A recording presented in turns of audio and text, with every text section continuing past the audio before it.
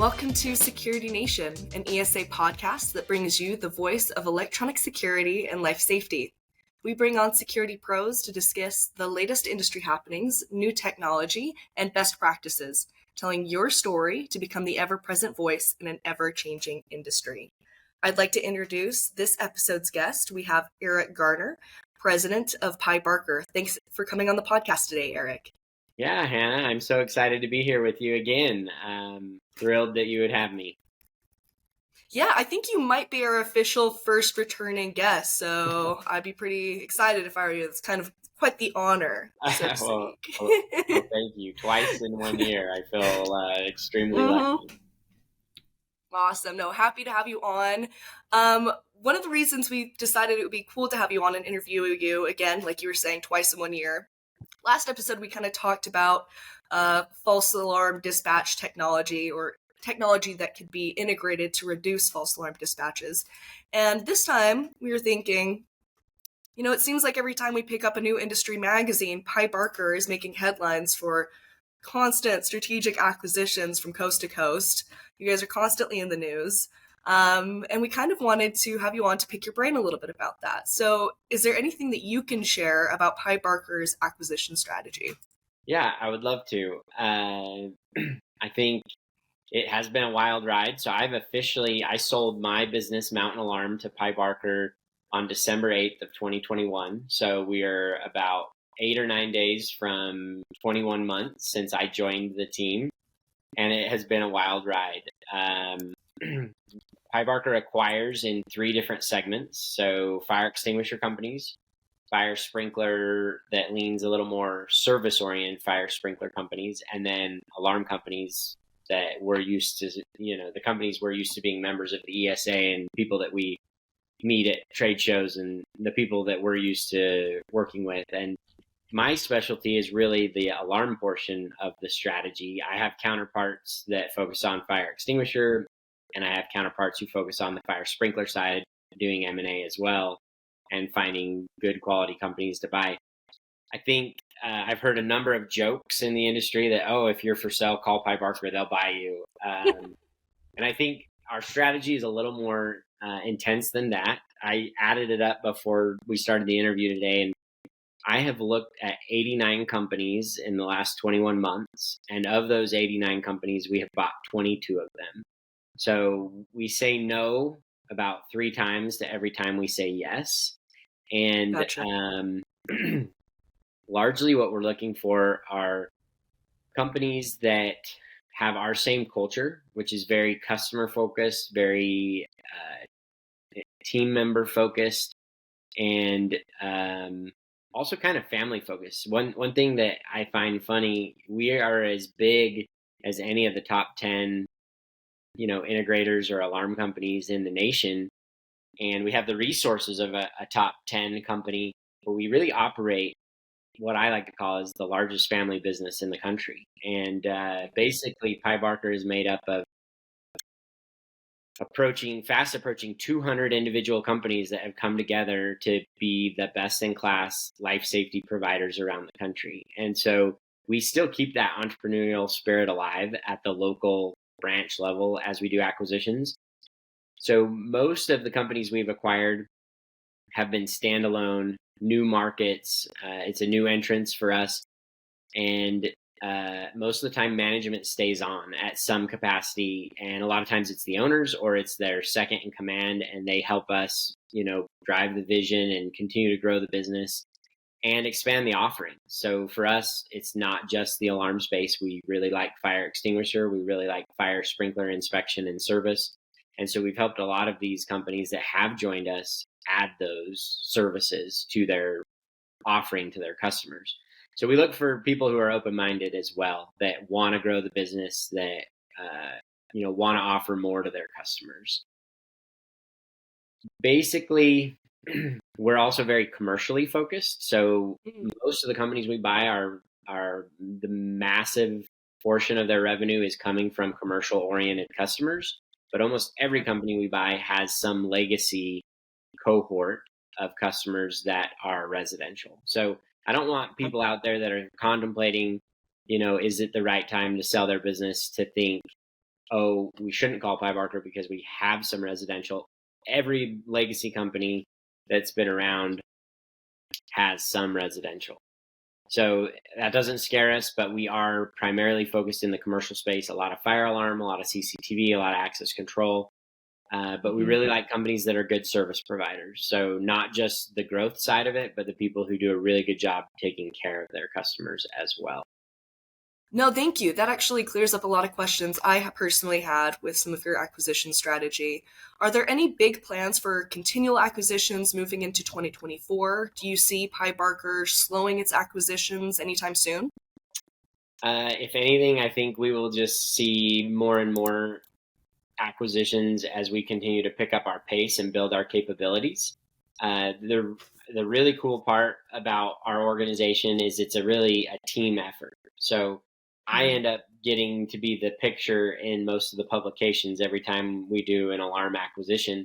But the reality is I have a whole team behind me, and the team looks very different today than it did 21 months ago. 21 months ago, the business I originally sold to Pye Barker was also acquisitive, but we maybe bought 1 to 4 companies a year, and it was very, very strategic in our local markets.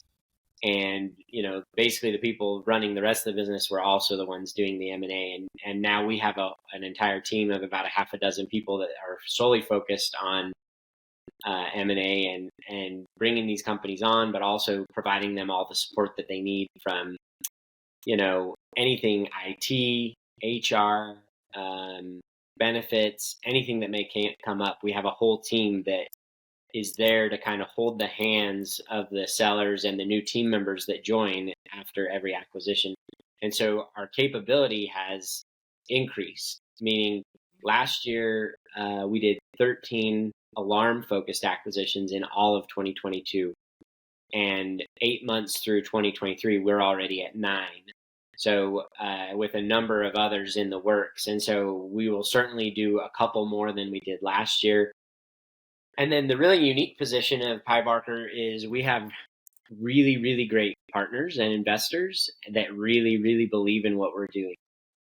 There's a lot of copycats out there that are trying to do what we're doing. But we're really blessed because our investors have extremely deep pockets. And we currently, all the companies we've been buying, we're buying with cash, and it's all equity. We're not borrowing to buy these companies. And Oh, wow. we had a large injection of funds. And so I believe the M&A activity that you'll see from Pye Barker will continue in a big way for the next, foreseeable future, for sure throughout all of 2024. So I think the market in general for M&A has slowed from the highs of, late 2021 and early 2022 just because of interest rates. So a lot of the competition is borrowing money to do these acquisitions, and the cost of capital has gone from, 3, 4, 5% to 10, 11, 12%. And so these deals have a hard time getting a return on investment that is satisfying to owner operators and or investors. And we're in a really unique position with a very strong cash position on our balance sheet that all the activity we're doing and M&A we're doing is being funded through equity cash on the balance sheet and through our own cash flow. So as we continue to grow, these companies continue to spin off cash. And so from a secure position, it's also very, very healthy and very, very secure and safe. And I think that means a lot to people who are trusting us with their legacy that could be anywhere from 20 to 45 years that they've been growing their family business. And now they're trusting that we'll continue to move that legacy along and expand the offerings and take care of their team and take care of their customers. And so I'm really proud to be a part of Pye Barker because of the way we do it and how we treat the team members that come on board and how we treat the people who sell us their companies. And we always do what we say we're going to do, which I don't think all buyers in the market have that reputation, but we certainly do have that reputation. You could talk to the 22 alarm companies we've bought in the last 21 months, and I don't think any of them would say they regret it or they had a bad experience or anything like that. If anything, we're too nice. No, that's great to hear. I mean, it sounds like you're coming from a really secure place, at least financially, among other factors, that can justify and stabilize that really aggressive acquisition approach. Yeah, we are at a size now where we are spinning off a lot of free cash flow that then allows us to use cash to do a lot of this M&A Mm-hmm. activity. Puts us in a really unique place, and a lot of us, including myself, before joining Pye Barker, only dreamed of when that day would come. Right. But we're living the dream, so to speak. Yeah, it sounds like it. Do you think it happened or worked out faster than you said it's a dream come true? Did it kind of come to fruition faster than you expected or? Yeah, it's a really unique situation, and almost to the point where I believe that this may sound funny in a business Mhm. podcast, but I believe that there's kind of some divine intervention. Like the people that we bought and have joined our team and that we've done mergers with, uh, it's really unique because we like all of them, and they like us, and we really like them, and it's a lot of like-minded business owners coming together and then really Mhm. providing a best-in-class life safety offering to all of our customers across the country. And I think today we're fast approaching 200 locations, and we are in 40 of the 50 states. So we have not gone international yet, but our goal will be to continue to expand across the 50 states, and then likely, 2024 or 2025, you'll see us start to look internationally for opportunities as well. But for now, we believe that there is a ton of opportunity right here in the USA. Absolutely. And congratulations. That's really exciting. Thank you. Yeah. One thing though I wanted to kind of go into a little bit more. So you kind of touched on some of the key factors that Pye Barker looks into in identifying some of those synergies between Pye Barker and the target company. But what are some things that other integrators should consider when they're evaluating potential acquisition targets that you would recommend? Yeah, I think the one thing that's really unique about us, and so when we buy a company, we are looking for the best service provider in a market, and then we are looking to bring on every single one of those team members and then continue to grow the team because we want to add additional offerings. Think extinguisher and Mm-hmm. fire sprinkler to the alarm offerings and continue to grow the alarm offering side of the business. And so our unique part of our approach is it's not buy it and cut costs and save a bunch of money. It's buy it and continue to invest in the company we just bought. And that's by recruiting additional talent, getting additional licensing, whatever that local operation needs. We continue to make those ongoing investments in the people. And so culturally, that's really unique. And I think the other thing that we're doing that is different from other people out there, which could be viewed positively or as a negative, depending on who's selling their company, but we really do a good job of bringing everyone into the same technology stack. And so Mm-hmm. we get everyone on the same email servers, we get everyone on the same phone systems, we get everybody on the same accounting software, the same quoting software. And so that's the one piece of synergies that we do from a technology standpoint, where we are able to drive additional synergies in the accounting department, in the collections, in the payables side of the business. But from the local entrepreneurial level, the operators continue to be in charge of taking care of their customers, growing the business, and ultimately they're responsible for the profit and loss statement and the balance sheet of Mm-hmm. their business. And so we are probably the farthest operators from micromanagers. We have probably a 30-minute scheduled call with each of our general managers every month. But beyond that, it's up to that general manager to decide what products to sell, how to go to market, um, what offerings we should add, who they should hire, all of those things. We really try to keep it the local feel customer facing.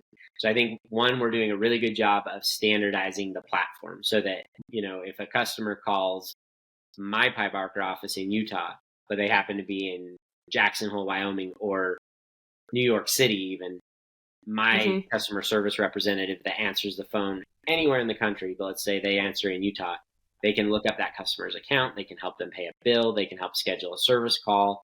And I know a lot of the other acquisitive companies are just buying companies and then leaving them completely standalone, meaning, IT services, accounting, all of that still happens at a very, very local level. And we're doing that at a more centralized level, which allows the entrepreneurs to do the stuff they really love, which is, grow the business and take care of their customers and their team. And so we found that to be kind of a key to our success and something that is unique about our approach. Interesting. Thank you for sharing. I'm trying to think. You kind of said that you've been, you feel like you have some like divine intervention as far as it's been extremely lucky how successful these acquisitions have been and how similar you've been in culture with all of them. Would you be able to share maybe some examples of a successful acquisition or what made it effective? Or conversely, if you have too many of those, do you have any cautionary tales or maybe a common mistake to avoid when you've pursued an acquisition?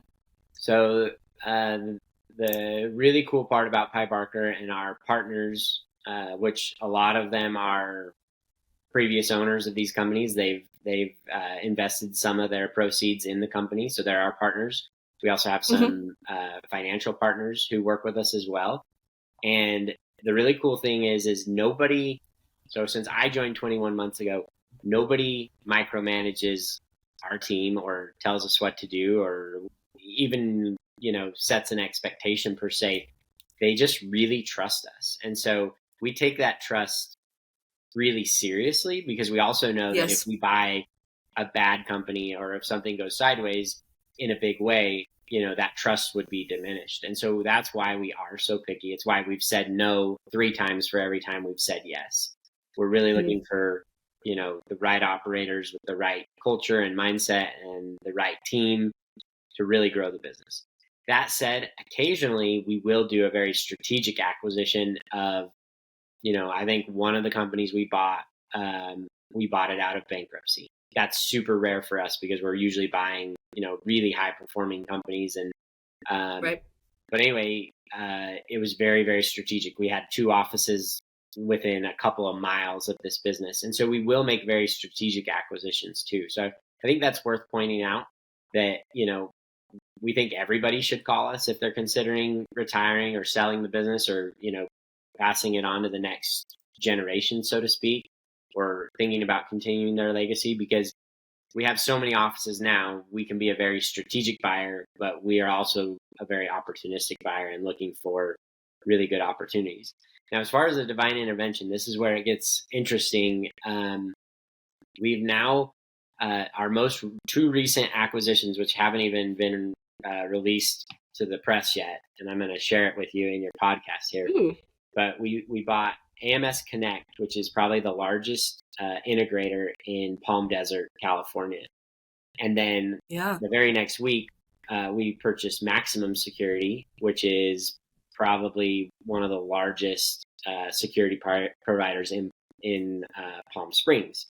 So those 2 companies coming together will help us be a real powerhouse to be able to provide better service, additional offerings to that customer base in Palm Desert, Palm Springs. And that's not the first time that's happened. We have multiple instances where we've found 3 companies in one city. And it's happened in Lancaster, Pennsylvania. It's now happened in Palm Springs. We've done it in Jackson, Wyoming. We've also done it in Reno, Nevada, Denver, Colorado, Florida, like crazy. And one of our most recent acquisitions, AAA, here in Utah, they're a really strong fire alarm provider. They also already do sprinkler service and repair and inspection along with extinguishers. So they're a full service shop already. And I've known them my whole life. We've been friendly competitors. And ultimately, Scott Schreiber and Melissa Schreiber, the owners, had multiple offers, but ultimately they made it a matter of prayer and they ended up choosing us as their acquirer, which is really unique. But that's only one instance of, out of 22 acquisitions, countless times people just have said, this is the first time I feel really at peace with my decision. And this feels like a really good home for my team. Like it feels secure, it feels safe. And there's no negative reputation out there. Like we bought so many companies and the team members are happy. The past owners are happy. Those that have stayed, those that have retired. The reputation is really, really unique. And that's a huge part of our value proposition. And so sometimes we may be the buyer of choice and we may not offer the most dollars, but that's where I think the Right. divine intervention comes into play is people selling their business. They want to sell their business to someone they trust that's going to do what they say they're going to do, take care of their people, take care of their customers. But ultimately, it's a gut feeling when you make that kind of a Right. decision. And you'd be amazed at how many times someone has joined our platform based on that, the feeling they have in their Just the gut. gut feeling, Mm-hmm. that intuition. Yep. Well, that makes sense. Let's hope that feeling keeps working out for all of Yeah. you guys. I mean, it So sounds so like far, you've had. it continues to work, and uh, you know, and so far, I don't have an example of a acquisition gone wrong.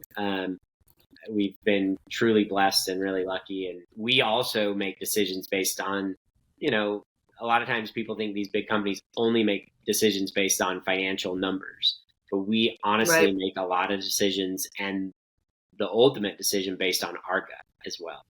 And that's where the trust Mm. comes in between my team and our CEO Bart Proctor, who's an amazing Yeah. leader and a great support to what we're doing, along with our financial partners. The trust is just so key to the speed at which we're growing this business and creating what I hope to be the best life safety company in the world.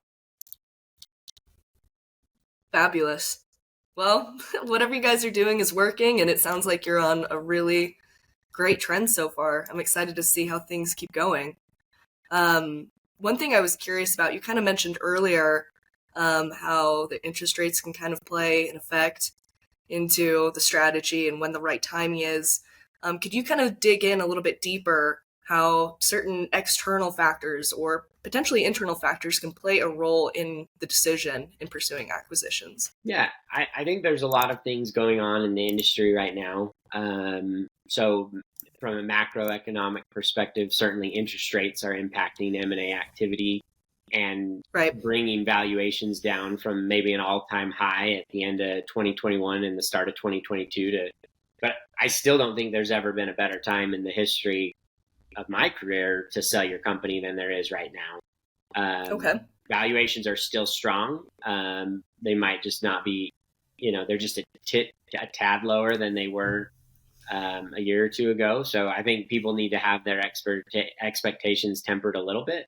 But I think these interest rates are here to stay. So I think the current valuations are probably going to stay where they're at least for the next, 12 to 18 months, 12 to 24 Mm-hmm. months. It's going to take a while before we see any kind of real impacts of interest rates going any other direction. And so I think that really affects valuation and it affects a lot of our competition. Most buyers are using debt to fund their acquisitions and very little of their own cash. And so Mm-hmm. you'll see buyers creating really unique purchase strategies where they'll give you whatever they can borrow from the bank down and then ask you to be the bank on the rest of what they owe you.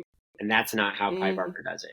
It's all cash unless you decide to roll at some portion of your purchase price in equity and be a owner of Pye Barker. So that's also a really unique approach that really sets us apart, and probably why we're one of the preferred buyers. Is there's no unique financing structure, or we're not asking the sellers to be the bank and carry a note or Mm-hmm. anything like that. It is a cash deal and world that we Cash live in, deal. which is also a huge blessing in the way we approach our M&A activity. And I think technology is another factor that really impacts things. We're starting to see a lot more companies that are offering video monitoring and video verification in addition to, the standard intrusion and the standard fire alarm and CCTV and access control offerings. And I think that will continue to impact the the future landscape of our M&A activity. I think that's of huge interest to us, and we have a few companies we've acquired. We bought a company in Lafayette, Louisiana called Acadiana, and they are really good at video monitoring. And so we're learning from them, and it's probably an additional offering that will start to expand across the whole country. And we have others that are doing it as well. They just are doing it really, really well, and their customers are really enjoying how they're doing it. So I think technology will continue to impact organic growth of the security industry, but also, we love to buy companies that are taking those risks and, trying to grow their business in ways that are more unique than maybe we did 10 years ago. So we think the security space has tons of space to grow, and we're very, very bullish on the fire alarm and commercial security that, and the technology enhancements that are happening. Awesome. What are some alternative growth strategies that other integrators might consider alongside or instead of acquisitions that you'd recommend? There's a ton, actually, and sometimes it just takes thinking outside the box. But so video monitoring is one that I think we all hear of and think about. It's really funny because I feel, having grown up in the alarm space, that I was kind of maybe a little snobbish towards the more the other life safety components. So think fire sprinkler or fire extinguisher.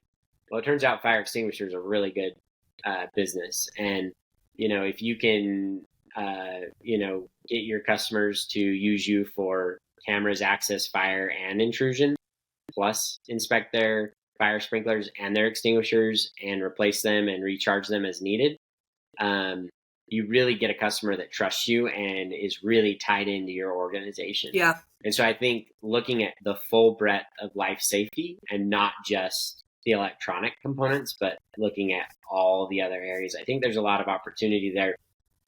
A lot too, because a lot of the sprinkler companies that are out there are so focused on new install.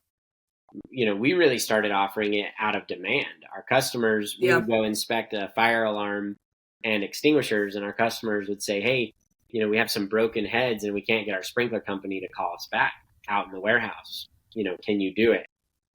And so what we found is a lot of the sprinkler contractors that are doing fire sprinkler are so focused on the new business that they don't do a great job of taking care of the recurring, ongoing maintenance, inspections, and repairs that need to take place. And so we've found that to be a huge opportunity for growth across all of our markets as we've continued to offer that. I think, for us, it's really about being full service, and anyone that joins us, we'll help them do it. But I think, independent operators can also, be more to their customer base than they are today. And I think that's a key to the success, is how do you grow the service portion of your business? You're already showing up at that site. Is there something else you could do for them? And we're really focused on that life safety stuff. So we're not doing any, I've heard a lot of people talk about cybersecurity, and I've heard a lot of people talk about, providing other services, maybe more IT focused. And we don't, we're really keyed in on life safety at the facility level, at least for now.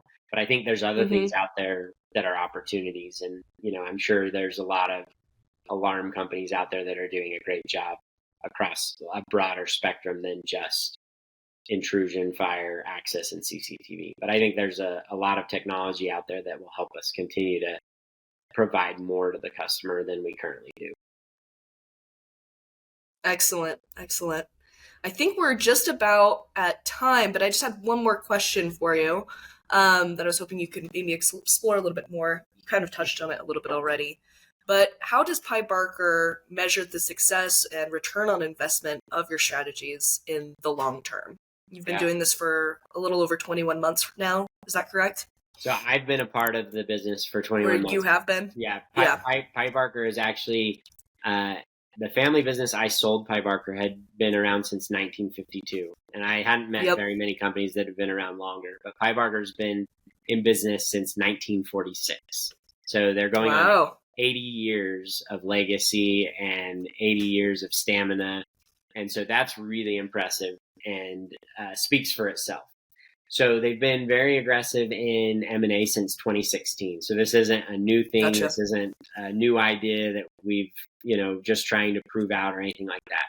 So the staying power is really unique. And kind of what we've found, and as we've talked with our partners, industries, not just our industry, but all industries go through cycles.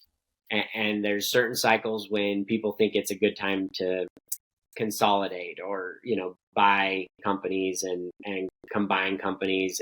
And most of the time they don't end super successfully. But every once in a while, a truly great company comes out of it. So how do we measure our financial success or our return on investment? We really believe that if we continue to identify the best companies and bring them into the fold and then take things we learn from them and things we've learned from the other upwards of 200 companies we've acquired and share those best practices, we really believe that we can become like one of the truly great companies that comes out of a period of a market when it consolidates. And our industry in particular, the alarm industry, is really unique because the digital dialer was invented in the late 70s. And so tons of these owner operators are now approaching 65 to 80 years old. And so Yep. my real passion, Hannah, is actually family businesses. I love Hmm. meeting people and learning about their family business and just becoming friends. And I'll be the first person to tell someone like, you should do it this way and pass this down to your kids, or, in my honest opinion is you really should consider selling it to us, or how do we make the next generation partners with us? And so we've done a lot of Right. really creative things to help these owner operators that are 65 to 80 years old that are trying to figure out, how do I pass this to the next generation? Do they want it? And Hmm. so our industry is at a really unique point in time, and I think we'll be in this unique point of time for the next 5 to 10 years as more and more of the companies in our space start to get to the point where these owners are thinking about passing it to the next generation or merging with someone, or selling it to their employees. There's a ton of really Yep. good options. I think we're the best option, selfishly, but in all honesty, there's a lot of really, really good options, and I'd love to give other family businesses my honest feedback and opinions to help them be as successful as possible. But how do we measure our ROI and our success? We truly believe that if we can build the best life safety company in the world, that the money will follow. Like, we'll be rewarded financially, whether that's from investors or markets or valuation. But we really believe that as we continue to focus on buying the best companies, integrating their systems, supporting the teams, growing organically, and continue to expand the offering we offer to the customers, that ultimately that will equal success. And so we're probably looking at it different than a lot of the financial engineers that are out there, just borrowing money and trying to put a bunch of stuff together and then sell it to the next guy. We really look at, how can we keep this business going for another 80 years? And that's really our goal, is, how does Pye Barker go on? We're almost 80 years old. We're 77 years old. How do we do it for another 77 years and stay relevant and, take such good care of the customers and the team? And that's really our focus. And we think if we do that, that the return on investment will be there. Excellent. And I like what you touched on as far as this being a prime time for succession planning for our industry in particular, with all the family businesses and the generation that primarily has a lot of these family businesses, kind of looking at what the next steps are. Yeah, it's going to be a really fun next 5 to 10 years. And me being a third generation alarm guy, I love learning about other first, second, third generation companies that are out there and what their plans are. And, but I think we have become a really good option for, families that don't have a succession plan, but want their legacy to continue.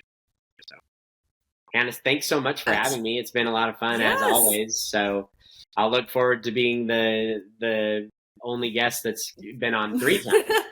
So exactly. No, thank you again for coming on the podcast. That was excellent. We covered a lot of information. I'm hoping we can even do potentially like an article on some of the topics that we touched on this to feature in our magazine. So thank you again, Eric. We really appreciate it. yeah, thanks, Hannah. Have a great rest of your day. Awesome. And thank you, listeners who tuned in. Make sure to subscribe. We're on all podcasting platforms, and the full video version of our episodes are available on YouTube. If you're curious about how ESA membership can power your business, please visit our website at esaweb.org. Take some time to schedule a discovery call with our membership team. You'll be happy you did. Have a great day, Security Pros. That's everything. Okay. Thanks, Hannah. Have a good rest of your day. Let me know if you need anything else. I'd love to help. Awesome. Thanks so much, Eric. Have a good day.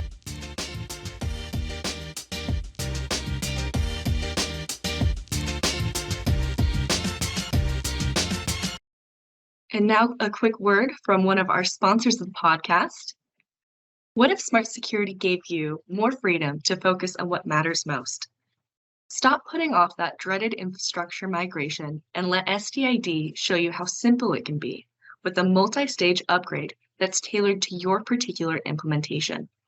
To find out more, visit stid-security.com. Thank you, STID, for sponsoring this podcast.